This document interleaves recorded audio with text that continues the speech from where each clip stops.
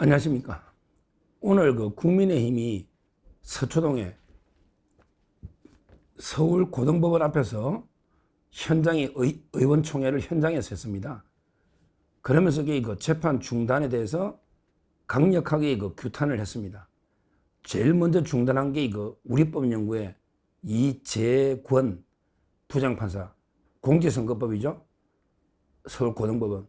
이거는 이제 대법원에서 유죄로 이미 다 판결 난 걸 중단해버렸잖아요.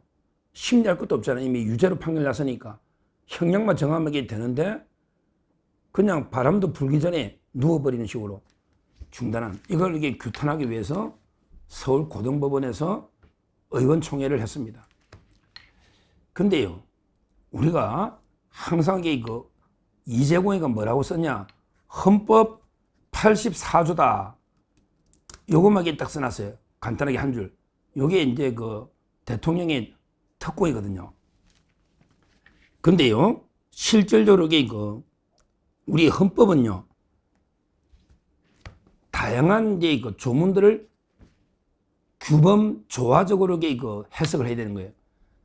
대통령의 재판과 관련해서 조문이 84조만 있는 게 아니에요. 헌법 68조도 있고요.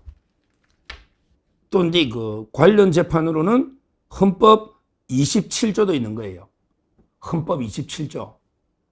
제가 이제 헌법 27조하고요, 68조, 84조 조문을요, 자막으로 조문을 한번 자막으로 띄워보겠습니다.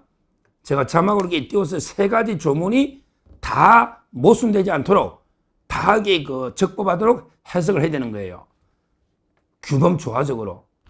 자, 그러면 저 조문을 한번 읽어보면요. 헌법 27조는 뭐라고 되어 있냐? 헌법 27조 사항은요, 이렇게 되어 있어요. 형사 피고인은 유죄 판결이 확정될 때까지는 무죄로 추정한다. 이게 유명한 무죄 추정 원칙이다. 여기서부터 시작돼야 돼요. 원래는 이재명이가 원래는 대통령 놓으면 안 되죠. 근데 저는 대통령 출마를 막을 수는 없다 봐요. 왜냐하면 천하의 흉악범 범죄자지만 그러게 대통령 출마를 막을 수는 없다. 그게 우리 헌법 27조 사항부터 해석해야 돼요. 왜? 재판이 확정될 때까지는 무죄로 추정이 되는 거예요. 그러니까 이재명이가 재판을 12개를 받든 120개를 받든 대법원이 최종 확정될 때까지는 무죄로 추정이 되니까 이 이재명 이놈이 출마하는 것까지는 막을 수 없다. 이게 첫 번째 해석입니다. 그건 이해가 되시죠? 출마를 막을 수는 없다. 왜? 우리 헌법에 무죄 추정 원칙이 있다. 이게 1단계 해석이에요. 그래, 출마해라 이거야. 그럼 이게 2단계로 우리 국민들이 안 찍어야 되는데 안타깝게도 이게 49% 받아서 이게 됐단 말이야. 그러면 그 다음은 몇 조로 가느냐? 68조부터 가야 되는 거예요. 68조. 그리고 최종적으로 대통령이 되고 나서 84조예요. 자, 68조랑 가보자고요. 68조에 보면 대통령이 권리된 때, 탄핵된 거죠. 권리된 때 또는 사망하거나 그 다음 놓잖아요. 판결 기타 사유로 자격을 상실하면 60일 내에 후임자를 선거한다.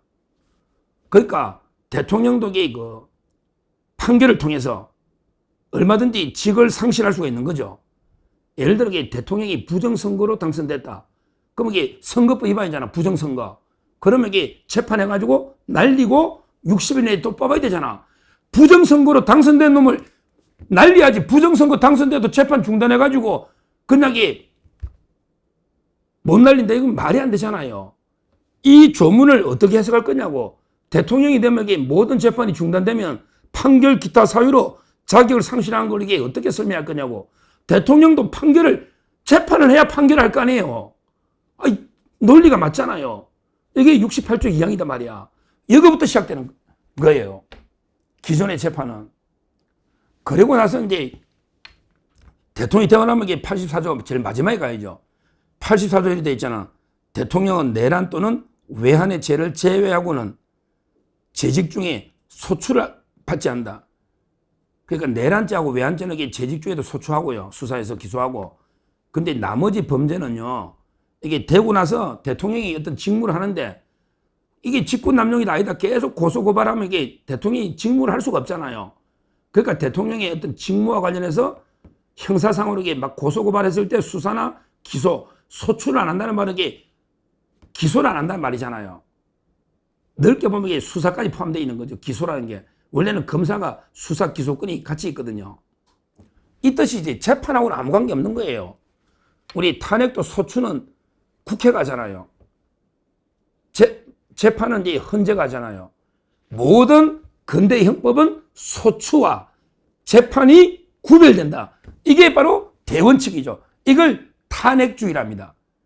옛날에는 원님이, 고을의 원님이 소추해가지고 원님이 재판해가 원님이 곤장 50대 원님이 집행까지 해버려. 옛날에는 고을의 원님이 소추해서 재판해서 형 집행까지 해버린다고. 곤장을 때려버린다니까? 근데 요즘은 어떻게 다 구별되어 있죠. 소추는 검사가, 그 다음에 재판은 판사가, 그 다음에 형집행은 법무부, 교정부에서 하잖아요. 다 이게 구별되어 있잖아. 그러니까 소추가 재판하고 대립되는 개념이야. 이거는 뭐 다툼이 없죠. 따라서 이 부분은 논쟁의 여지가 없는데 이걸 판사가 84조 하나 딱 들어가지고 중단. 이게 뭡니까? 이게 뭐냐고.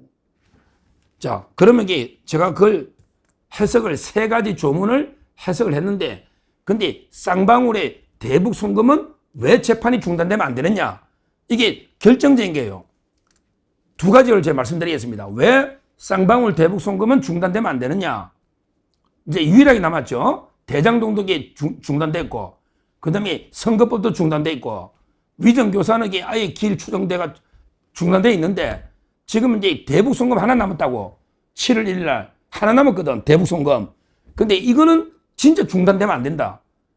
제가 다른 거하고 다른 두 가지 이유를 말씀드리면, 두 가지 이유를. 하나는요, 바로 이게 그 외환죄라는 거예요.